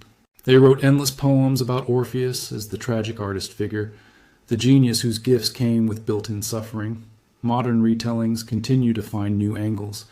The musical Hadestown, which won 8 Tony Awards including Best Musical, retold the story in a Depression-era post-apocalyptic setting where Hades is a corporate boss and the underworld is a factory. What's interesting is that Hadestown doesn't try to fix the ending. Orpheus still looks back. Eurydice still dies again. The tragedy still happens. But the musical reframes the failure as necessary, as meaningful, as part of the story's purpose. The character Hermes, serving as narrator, essentially argues, we keep telling the story, keep singing this sad song, not despite the tragic ending, but because of it. We tell it hoping that this time it might end differently, knowing it won't, but trying anyway. Because trying matters. And that interpretation captures something essential about why this myth endures. We keep telling it not because we think Orpheus will eventually succeed in some telling, but because the trying matters more than the succeeding. The attempt matters. The love that motivates the impossible journey matters even when, especially when, the journey fails. It's a story about the value of effort in the face of inevitable failure, about the beauty of love even when it cannot save, about the power of art to move even the gods while still being unable to permanently transcend death, about being human in a world that sometimes demands we be more than human. Orpheus's severed head continued to sing even after death, even dismembered, even destroyed. That image has inspired countless artists and writers because it suggests that art survives even when the artist doesn't. That creative expression outlasts the body that produced it. That maybe the song matters more than the singer. His lyre was placed in the stars, making his art literally eternal, visible to anyone who looks up at the night sky. The musician survived in myth and memory and constellation, in every artist who descends into their own darkness, trying to bring something beautiful back to the surface. And in every generation, in every retelling, someone pauses at the crucial moment and asks the question that keeps the myth alive: could I have resisted looking back? The answer, for most of us, is probably no, because love makes us human. Doubt makes us human. The need to see, to confirm, to know those very reasonable needs, they're what makes us human. They're not character flaws. They're features of human consciousness, survival mechanisms that serve us well in most situations. Orpheus's failure wasn't a character flaw or a moral failing. It was simply the price of being mortal in a world where the gods make rules designed for beings without mortal limitations, where death is permanent, except when it briefly isn't, where love is powerful enough to move mountains but not quite powerful enough to defeat death. His tragedy is our tragedy. His love is our love. His failure is our reminder that some things, once lost, cannot be recovered no matter how deeply we love, how beautifully we create, how desperately we try, or how close we come to succeeding. And maybe that's the real lesson, if there is one. Not that we should have more faith or trust or strength. Not that we failed some cosmic test. But that grief is part of being human. Loss is inevitable. Death always wins eventually. And sometimes, the most we can do is keep singing, keep creating, keep loving, even knowing that death always gets the final word. Even knowing that our best efforts might not be enough. Even knowing that we're probably going to fail. Orpheus couldn't bring Eurydice back. But his story, his music, his love, the myth itself, those lived on. And thousands of years later, we're still talking about a musician who loved someone so much he walked into hell to get her back, who came within 5 steps of succeeding, who failed because he was human and humans doubt. And somehow, paradoxically, that failure became immortal. The story that ends in loss became a story that never ends, retold and reimagined and reinterpreted across millennia. The moral isn't don't look back, or have more faith, or trust more. The moral, if there is one, is that being human means we're going to look back sometimes, even when we shouldn't. We're going to doubt, even when we need to believe. We're going to need confirmation, even when faith requires its absence. And maybe that's okay. Maybe the trying is enough. Maybe the love is enough. Maybe the music that survives, the art that outlasts the artist, the story that refuses to die, maybe that's its own kind of success, even wrapped in failure. Orpheus and Eurydice never got their happy ending in life, never got to grow old together, never got the future they deserved. But they got something else, something neither of them asked for, but something valuable nonetheless. They got a story that refuses to die, a love that refuses to be forgotten, a myth that continues to make people feel something profound about loss and love and the unbearable weight of being human. And in a way, in a strange, sad, beautiful way, that's its own kind of immortality. Not the kind Orpheus wanted when he descended into hell. Not the kind anyone would choose if given better options. But the kind he earned anyway, one heartbreaking note at a time. His music couldn't save Eurydice, but it saved itself. Saved the memory of their love, saved the story for every generation that comes after, to wrestle with and weep over and find meaning in. And maybe, just maybe, that matters too.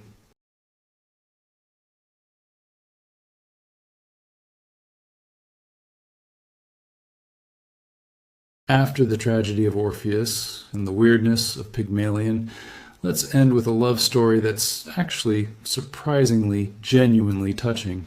This is the tale of Ceyx and Alcyone, a married couple so devoted to each other that when death separated them, the gods themselves took pity and reunited them in a form that's both strange and beautiful.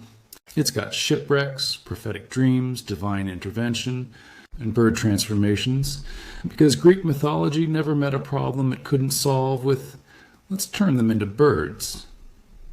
Ceyx was the king of Trachis, a city in Thessaly, and more importantly, he was the son of Phosphorus, the morning star. So he had divine blood, which mattered in Greek society, where parentage determined basically everything about your social status and likelihood of surviving mythological encounters. He was handsome, wise, good at the whole ruling a kingdom thing, and by all accounts a decent human being, which is refreshingly rare in Greek mythology. Alcyone was the daughter of Aeolus, god of the winds, which becomes important later, because family connections always matter in these stories. She was beautiful, devoted, and completely in love with her husband. They had what appears to be, shockingly, an actual healthy marriage based on mutual love and respect. No affairs with swans, no kidnappings by underworld gods, no cursing each other's children, just two people who genuinely enjoyed being married to each other. In Greek mythology, this should have been a warning sign. Happy couples attract divine attention the way blood attracts sharks. They were so in love, so devoted to each other, that they made a decision that was either incredibly romantic or incredibly blasphemous, depending on your perspective. They called each other Zeus and Hera, the king and queen of the gods, in private. It was their pet names for each other, their way of saying, "You're divine to me, you're the ruler of my world." It was sweet. It was intimate. It was also incredibly stupid because the actual Zeus and Hera might have opinions about mortals using their names as relationship nicknames. The gods didn't appreciate humans comparing themselves to divine beings, even in affection. Hubris was taken seriously on Olympus, and calling each other by godly names was dancing pretty close to that line. But for a while it didn't matter. Ceyx and Alcyone lived happily in Trachis, ruling wisely, loving deeply, existing in that rare state of marital contentment. They had everything: power, prosperity, each other. Life was good. And then Ceyx decided he needed to consult an oracle. Why? The sources vary. Some say he'd had prophetic dreams that disturbed him. Others say he wanted guidance about his kingdom. Still others suggest he'd witnessed some omen or sign that required divine interpretation. The specifics don't really matter. What matters is that the oracle he needed to consult wasn't local. It was at Claros in Ionia, which meant a sea voyage, a long, dangerous sea voyage across waters known for sudden storms and treacherous conditions. This was ancient Greece, where sea travel was risky under the best conditions and potentially fatal when the gods got involved, which they frequently did. Alcyone begged him not to go. She didn't have a specific premonition. She just had that deep, inexplicable dread that sometimes precedes tragedy. She knew the sea was dangerous. She knew storms could rise without warning. Her father was literally the god of winds. She understood better than most how quickly calm water could become a death trap. "Send a messenger," she pleaded. "Write a letter. Consult a local oracle. Anything but a sea voyage." But Ceyx was determined. He needed this guidance, or thought he did. He needed to make this journey. And he was confident, in that way men often are when they're about to make terrible decisions, that he'd be fine. "I'll be back in 2 months," he promised. "To 60 days and I'll return to you." Alcyone wasn't reassured. She clung to him at the docks, tears streaming down her face, some instinct screaming that she was watching him leave for the last time. "If you must go," she finally said, her voice breaking, "at least take me with you. Let us face whatever comes together." But Ceyx refused. He wouldn't put her in danger. He wouldn't risk the woman he loved on dangerous waters. He'd go alone, consult the oracle, and return to her safely. It was his decision to risk, not hers. So Ceyx boarded his ship, his crew prepared to sail, and Alcyone stood on the shore watching as the ship pulled away from the dock. She stayed there until the ship was a tiny speck on the horizon, until she could no longer see it at all, until the sea had swallowed it completely. Then she returned to the palace to wait, to count days, to pray to every god who might listen that her husband would return safely. The voyage started well enough. Clear skies, calm seas, favorable winds. The crew was experienced, The ship was sound. Everything suggested an uneventful journey. For a while, it seemed like Ceyx's confidence was justified, like Alcyone's fears were unfounded. But the gods, particularly Zeus, who'd apparently been nursing a grudge about that whole using his name as a pet name thing, had other plans. Midway through the voyage, the weather changed. Clouds gathered with unnatural speed, darkening the sky from bright blue to iron gray in minutes. The winds picked up, shifting from helpful breeze to howling gale. The calm sea transformed into thrashing chaos, waves rising like mountains, valleys opening between them deep enough to see the ocean floor. This wasn't natural weather. This was divine wrath, the kind of storm that's less meteorological phenomenon, a more targeted assassination by atmospheric manipulation. Zeus had decided to remind these mortals what happened when they compared themselves to gods, even in love. The crew fought valiantly. They lowered the sails, lashed down everything that could be lashed, bailed water that poured over the sides with every massive wave. But they were experienced enough to know the truth. This storm wasn't survivable. This was the kind of tempest where you don't make plans, you make peace. Ceyx didn't think about the oracle or his kingdom or his unfulfilled mission. His only thought, as the ship broke apart beneath him, as the mast snapped and the hull splintered, was of Alcyone. His last words, screamed into the wind as waves crashed over him, were her name. His last prayer, as the sea pulled him under, was that she'd be protected, that she'd find happiness again, that she'd somehow be okay without him. Then the water closed over his head, and Ceyx, king of Ceyx, son of the morning star, devoted husband, drowned in a storm sent by Zeus for the crime of loving his wife too much. His body was carried by currents and tides, washing through the dark water, moved by forces he couldn't control even in life, certainly couldn't control in death. The storm that killed him eventually calmed, the seas smoothing as if nothing had happened, as if dozens of men hadn't just died for divine pettiness. Back in Ceyx, Alcyone knew nothing of this. She spent her days counting down to her husband's return, preparing for his arrival, praying for his safety. Every day she went to the temple of Hera, the goddess of marriage, offering prayers and sacrifices for Ceyx's safe return. She prayed to Hera with desperate devotion, asking the goddess to protect her husband, to bring him home safely, to preserve their marriage. She brought expensive offerings, incense, fine cloths, precious oils. She performed every ritual correctly, said every prayer with perfect devotion, did everything a faithful wife should do. Hera watched from Olympus, growing increasingly uncomfortable, because here was this woman praying sincerely for her husband's safety, for the preservation of their marriage, offering devotion to Hera's role as goddess of marriage, not knowing that her husband was already dead, praying for a miracle that was already impossible. And Hera, despite her many faults, her vindictiveness toward her husband's lovers, her capacity for holding epic grudges, couldn't stomach this. She couldn't keep accepting prayers for a dead man. She couldn't let Alcyone continue this painful hope when there was no hope left. But she also couldn't just tell Alcyone directly. Gods don't do straightforward communication when they can be cryptic and dramatic.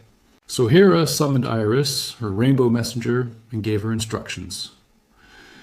"Go to Somnus," Hera commanded, "the god of sleep.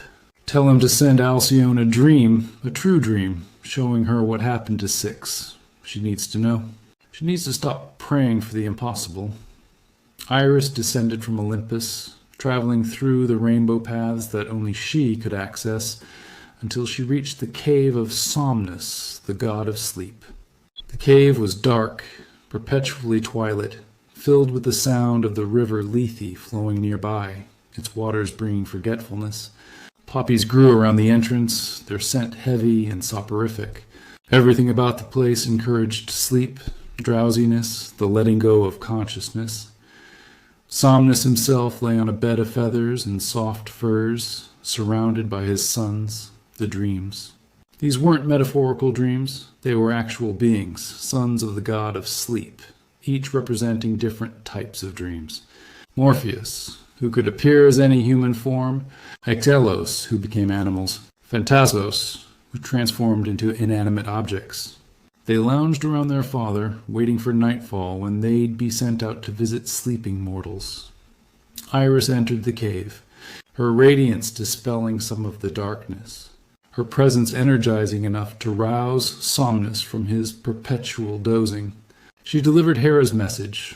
Morpheus was to visit Alcyone's dreams and show her the truth about Ceyx. Somnus agreed, rousing his son Morpheus for the task. Morpheus, master of human disguise who could appear as anyone in dreams, prepared himself for the saddest message he'd ever have to deliver. That night, as Alcyone slept fitfully in the bed she'd shared with Ceyx, still wearing his favorite robe because it smelled like him, Morpheus entered her dreams. He took Ceyx's form, appearing exactly as her husband looked in life, but wrong. His skin was pale, deathly pale. His hair was wet and tangled with seaweed. His clothes were torn and sodden. Water dripped from him constantly, pooling on the dream floor. He looked like what he was, a drowned man, a corpse, a loss made visible. Alcyone, he said, his voice echoing as if speaking through water. My beloved wife, do you recognize me? She did. He even transformed by death, even wrong in every way. She knew him immediately. The storm, Dream Ceyx continued, his words heavy with sadness. The ship broke apart. The waves took me. I'm gone, my love. I'm dead. Stop praying for my return. Stop going to Hera's temple with offerings for my safety. I'm beyond safety now. Mourn me instead. Honor my memory. But stop hoping for the impossible. Alcyone tried to reach for him in the dream, tried to hold him, but her hands passed through his form like he was made of mist. She tried to speak, to tell him she loved him, to beg him to stay, but her voice wouldn't work. I loved you, Dream Ceyx said, starting to fade. I love you still. My last thought was of you. My last word was your name. If death had a choice, I'd choose to return to you. But death doesn't offer choices. Then he was gone, and Alcyone woke screaming. She knew immediately it wasn't just a nightmare.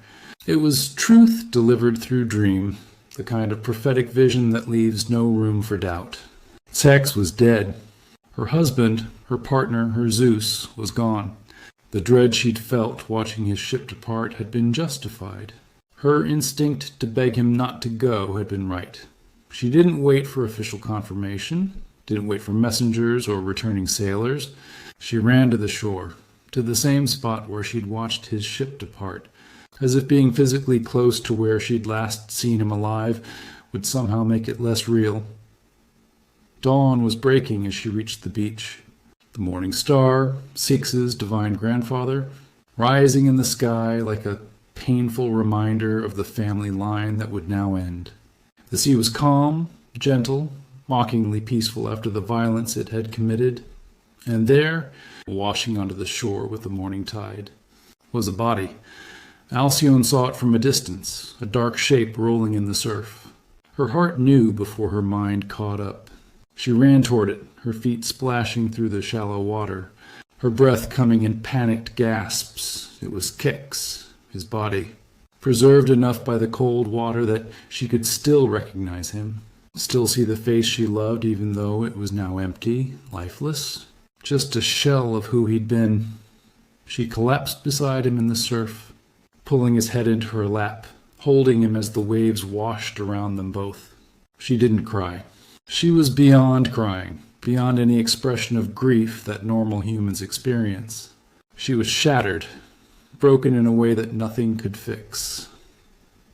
You came back to me, she whispered to his corpse, smoothing his wet hair like she'd done 1,000 times when he was alive. You promised you'd return. You kept your promise.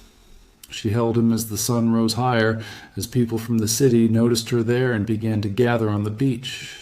She held him as they called to her, trying to coax her away from the body, trying to convince her to let go. But Alcyone had no intention of letting go. Not ever. Not even when they tried to gently pry her hands away from her husband's body. No, she said, her voice quiet but absolute. If I cannot have him in life, I'll follow him in death. If the gods took him from me, then I refuse to remain here without him.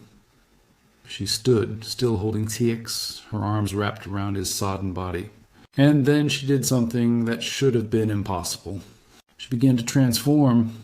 Maybe it was grief so profound it literally reshaped reality.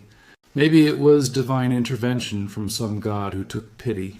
Maybe it was the universe recognizing that some loves are too strong to be completely destroyed by death. Her arms, wrapped around Ceyx, began to change, skin sprouting feathers, bones hollowing and reshaping, her body shrinking, compressing, transforming from human to bird. Not a metaphorical transformation, a literal one. She was becoming a bird, a kingfisher, her features rearranging into a beak, her legs becoming delicate bird legs, her arms becoming wings. And as she transformed, so did Ceyx's body in her grasp. His corpse, which should have remained lifeless, began to change as well. The same transformation, skin to feathers, human to bird. Not returning to life exactly, but being reshaped, given a new form, pulled from death into a different kind of existence. The transformation completed, and where two humans had been, now two kingfishers stood on the beach. Their plumage identical, their forms perfectly matched. They looked at each other with bird eyes that still somehow held human recognition, human love. Ceyx, now alive again, but in a completely different form, spread his wings. Alcyone did the same, and together they took flight, rising from the beach where they'd been separated by death, soaring over the sea that had killed him, reunited in a form neither had asked for but both accepted, because they were together. The gods, watching from Olympus, were moved. Even Zeus, who'd sent the storm that killed Ceyx, felt something like regret. The love between these two mortals had been so strong, so pure, so devoted that even divine punishment couldn't fully destroy it. And so the gods granted them additional gifts, compensation for the tragedy they'd endured. Alcyone, now a kingfisher, was given the ability to calm the seas. For 7 days before and 7 days after the winter solstice, the period when kingfishers nest on beaches, the seas would become completely calm. No storms, no dangerous waves, just peace and safety. These became known as the Halcyon days, named after Alcyone's bird form. Sailors celebrated them, using those 2 weeks of guaranteed calm weather to make winter voyages they'd normally avoid. Even now, thousands of years later, we use the phrase halcyon days to mean a period of peace and tranquility. Though most people have no idea they're referencing a Greek myth about a devoted couple transformed into birds, Ceyx and Alcyone, now kingfishers, spent their new lives together, flying over the seas, nesting on beaches, never separated again. They'd lost their human forms, their kingdom, their status, everything they'd been in life. But they'd kept each other, which was apparently all that mattered. It's a strange ending for a love story. They don't get to grow old together as humans, don't get to live out their lives in the palace, don't get the conventional happy ending. Instead, they become birds, losing human consciousness, human experiences, human everything. Or do they? The myth isn't clear on whether they retain their human minds in bird form or become fully birds with just a residual connection to who they used to be. Do they remember being Ceyx and Alcyone, king and queen of Trachis? Do they recall their marriage, their love, the tragedy that transformed them? Or are they just birds now, acting on instinct, their human lives forgotten? The ancient sources don't tell us, which is probably intentional. The ambiguity is part of the point. What matters isn't whether they remember being human, it's that they're together, love transcending death, transcending even species, finding a way to continue when conventional continuation was impossible. It's a more hopeful ending than Orpheus and Eurydice got. They were separated permanently, reunited only as shades in the underworld, diminished versions of who they'd been. Ceyx and Alcyone found reunion in life, even if that life looked completely different than what they'd expected. It's a healthier relationship than Pygmalion and Galatea, too. Ceyx and Alcyone chose each other as equals, loved each other as full, autonomous beings, built something together rather than one creating the other. Their transformation preserved that partnership, that equality, that mutual choice.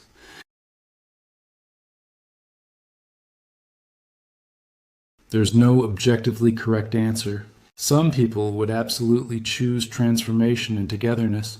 Others would choose to remain themselves, even if it meant facing loss and grief. The myth validates the first choice without condemning the second, which is more nuanced than a lot of Greek mythology manages to be. What the story definitely does well is illustrate the power of grief, the absoluteness of certain kinds of love, the way some partnerships become so fundamental to identity that losing them feels like losing yourself. Alcyone couldn't imagine continuing as herself without Ceyx. Her identity as his partner, his wife, his other half, was so central to who she was that his death meant the death of her human self too. That's both beautiful and terrifying. Beautiful because it shows love so deep it becomes definitional, so strong it reshapes reality. Terrifying because it suggests a lack of independent self, an inability to exist as a whole person outside the relationship.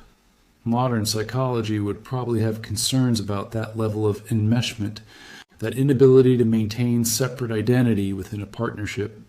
We're supposed to be whole people who choose to share lives, not half people who need another half to be complete. But the heart doesn't always follow psychological best practices. Some loves really do feel that fundamental, that irreplaceable. Some partnerships really do become so central that imagining life without them feels impossible. The myth acknowledges that reality without necessarily endorsing it as the ideal, and maybe that's okay. Maybe myths don't have to provide perfect models.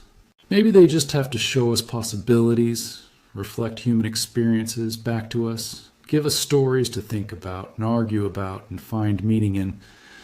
The Ceyx and Alcyone myth gives us a lot to think about love and loss, about choice and transformation, about whether staying together matters more than staying human, about how we cope when death takes someone we can't imagine living without, about whether the gods are merciful or just complicated in their mercy. It gives us the halcyon days, those brief periods of peace in stormy seasons, which is a beautiful metaphor whether or not you believe in the mythological origin. Sometimes life grants us calm periods in difficult times. Sometimes we get breathing room in chaos. Sometimes the universe provides brief respites from struggle, and whether that's because of transformed lovers calming the seas or just meteorological coincidence doesn't really matter. The calm is real. The peace is real. The respite is real. Ceyx and Alcyone, wherever they are, whether they're still kingfishers or have moved on to some other existence or have become fully bird and forgotten they were ever human, gave us that. A story about love so strong, it literally calms storms. About partnership, so devoted the gods themselves honored it. About grief so profound it transcends species. They don't get the memorial Orpheus got. No constellation of liars in the night sky specifically for them. But they get the halcyon days, 14 days a year, when the seas remember their love and go calm. They get every peaceful winter day, every unexpected calm in turbulent times, every moment when chaos pauses and the world goes still. That's not a bad legacy for a love story. So there you have it. 3 love stories from Greek mythology, each showing us different aspects of love, loss, and the human, or formerly human, condition. Orpheus and Eurydice taught us that love, no matter how powerful, can't always overcome death. That doubt is human, that faith is hard, that being given a second chance doesn't guarantee we'll be able to take it. That sometimes we fail not because we're weak, but because we're human, and being human comes with limitations that even the greatest love can't transcend. They showed us that grief can destroy us, that guilt can follow us, that losing someone twice is worse than losing them once. Pygmalion and Galatea showed us the problems with loving fantasies instead of real people, with trying to create perfection rather than accepting beautiful imperfection. They showed us what happens when we value control over partnership, when we design relationships to our specifications rather than building them with another autonomous person. They raised uncomfortable questions about consent, agency, and whether getting exactly what you want is actually what you need. Ceyx and Alcyone showed us love that adapts rather than demands, that accepts transformation rather than insisting on restoration. They showed us devotion so strong it literally reshapes reality, partnership so central that losing it means losing human form entirely. They gave us grief that becomes transfiguration, loss that becomes reunion in unexpected forms. They showed us that sometimes the happy ending doesn't look anything like what you expected, but it's still somehow happy.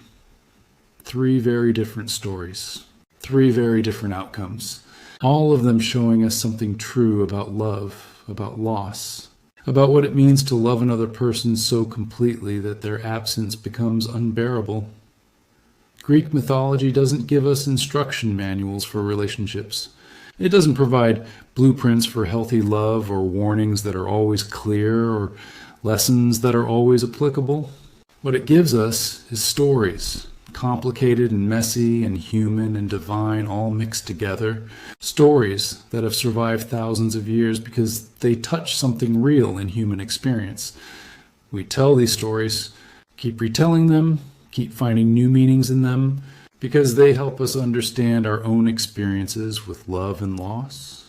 We see ourselves in Orpheus, unable to resist looking back, failing tests we desperately want to pass. We see the appeal of Pygmalion's fantasy, even as we recognize its problems. We understand Alcyone's grief, her choice to follow her husband into transformation rather than face life without him.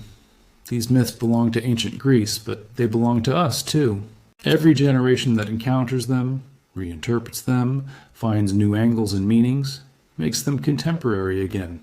The gods may have left if they were ever really there, but the stories remain, and maybe that's the real immortality. Not living forever in one form, but living on in stories, in retellings, and the meanings people find and create in your narrative. Orpheus got his constellation and his eternal myth. Pygmalion got his name attached to a psychological phenomenon and a play. Ceyx and Alcyone got the halcyon days and every kingfisher that reminds people of devoted love. Not bad for a bunch of fictional characters from thousands of years. I go.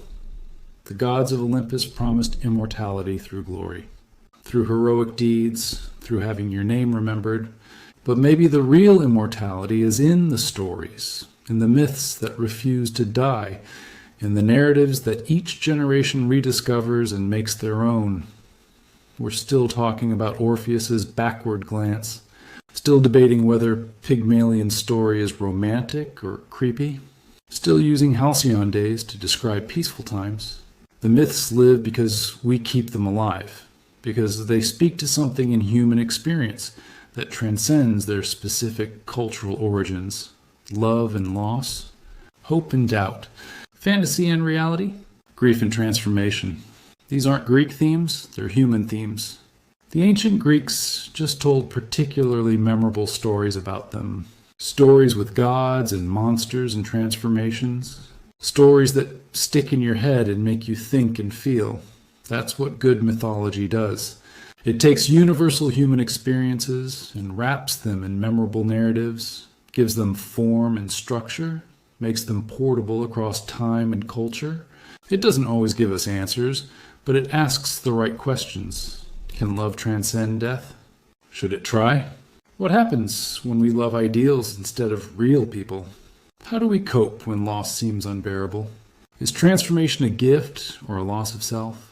Are we defined by our relationships, or should we maintain separate identities? When do the gods show mercy, and when do they punish? Is there meaning in suffering, or just suffering? Greek mythology doesn't answer these questions definitively. It presents scenarios, shows us possibilities, gives us stories to argue about and interpret and find personal meaning in. That's more valuable than simple answers, because simple answers rarely work for complicated human experiences. So tonight, we've descended into the underworld with Orpheus, watched him fail at the moment of triumph, understood why he looked back, even though we're screaming at him not to. We've stood in Pygmalion's workshop, watched him fall in love with a statue, felt uncomfortable with the implications even as we understood the fantasy. We've flown with Ceyx and Alcyone over calm seas, transformed into something neither wanted but both accepted because it meant staying together. 3 myths, 3 ways of loving, 3 ways of losing, 3 ways of coping or failing to cope with the impossible demands of the human heart. We've laughed at the absurdity because Greek mythology is often absurd. We've felt the tragedy because these stories, however strange, touch real emotions. We've questioned the lessons because good myths should be questioned. And we've found meaning because humans are meaning-making creatures who can't help but find significance in stories, even ancient ones about people who turned into birds. That's the power of mythology. It's old, but it's not dead. It's foreign, but it's familiar.